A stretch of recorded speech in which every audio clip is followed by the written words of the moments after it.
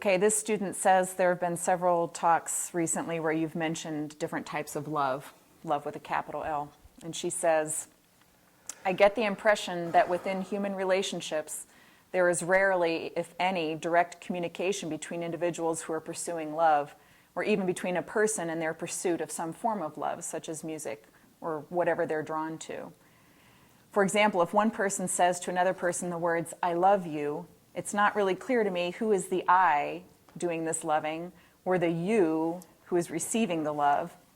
My impression is that what I love in someone seems to be a reflection of me or what I'm seeing in me at that moment.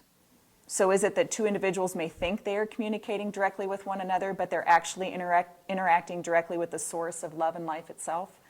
The idea seems subtle to me, and a clear distinction could help me gain perspective.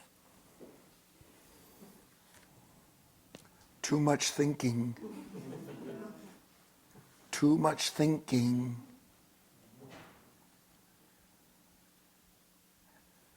But yet, you can see the intellect is struggling to understand something. So the task, if a person's willing to go all the way to the end of it, is to eventually come to the complete end of the possibility of your mind ever knowing anything at all about love. Thought can't know anything about love other than what it conceives through its own content. You know what makes love so difficult? Real love? Does anybody know? I know, it's okay. You know? It's because of what we want from it? No. That's okay, though. You want to control it? No. Although part of that's true. What makes love so difficult is that to really love doesn't begin with a person or a condition. It begins with a complete openness to life. And to be completely open to life means you receive everything that it sends its way. When you're with somebody, you receive every bit of their manifestation. To love somebody isn't to approve part of them and to disapprove another. This is what's so challenging about love. It means that if I love you, in quotes, what I really love is the fact that there's a possibility of you and I being in a relationship that has no bounds that are created by a mind that doesn't want to suffer its own manifestations. Because when you're with people, you know this, basically human beings we're so shut off at this point in our existence because we don't want to sacrifice anything. I don't want to suffer you. And to love you, I have to suffer you. Just as to love you means you will help me see things in myself I couldn't see otherwise. But why is it a one-way street? That's the point. Do you understand that? Why is it a one-way street? To love you means that you help me realize parts of myself I can't know otherwise.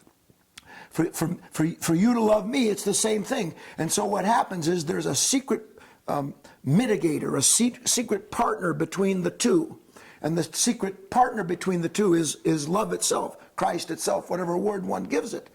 But for us, this mitigator, it's only one way. You know, as long as you give me what I want, make me feel what I want, I'm with you and I love you. But the moment you manifest anything that shows me something about myself that I don't want to see, the door shuts. And love has no shut doors. Love has no shut doors. And that's the answer to that question. I feel like we could probably go on about that for an hour. A long time. All right, next question. I will add this. You know the expression, if you don't, perfect love casts out fear? Why do you suppose that's true, that perfect love casts out fear? Because there's no I in it. No. It holds the whole of the thing. That's close. Someone said it holds the whole. Perfect love casts out fear because perfect love understands that God is love. And if God is love, therefore, whatever comes my way is part of what is intended to help me become a more loving instrument, a more perfect creature, according to that. We all tend to look at anything that's unwanted outside, it seems, but of course what's unwanted is what it reveals in me. Right. And we look at that as something bad. Perfect love casts out fear when you understand that God is good. And that whatever is revealed to you is for the purpose of helping you understand with greater and greater clarity how perfect that love is. Now I'm done. Okay. All right, next question. I'm not done. Well, I have to say this because what happens I'm is, serious. what happens is that, look, we speak here about these things because I can tell you certain things that you don't know yet. So on one hand, there's a certain speaking from experience. On another hand, there's the revelation of ideals. And we have to understand the difference between what is ours and what is an ideal. Because we do strive for the ideal. We see the goodness in it. We understand to be a perfect reflection of perfect love is what we want. But we have to recognize the difference between an ideal versus something in me that then measures me according to an ideal, punishes me because I miss it.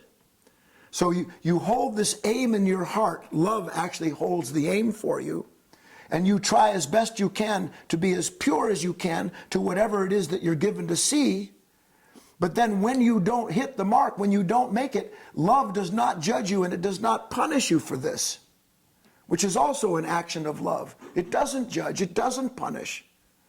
It reveals consistently, constantly. So now I'm done, and I am done.